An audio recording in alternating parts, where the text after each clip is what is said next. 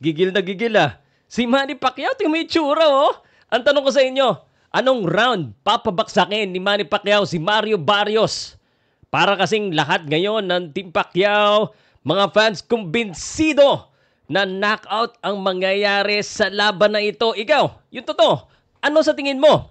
Pero ito ha, mukhang very inspired and motivated itong si Manny Pacquiao. Lalo na, no, during the weigh-in, siya po ay inacknowledge na may bago na namang record. Alam mo kung ano yun?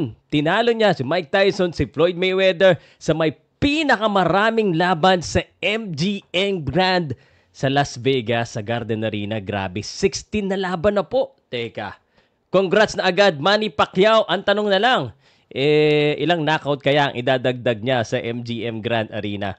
Tingnan natin ha. Gusto ko malaman sa comment section kung ano ang pulso ng mga tao. Anong round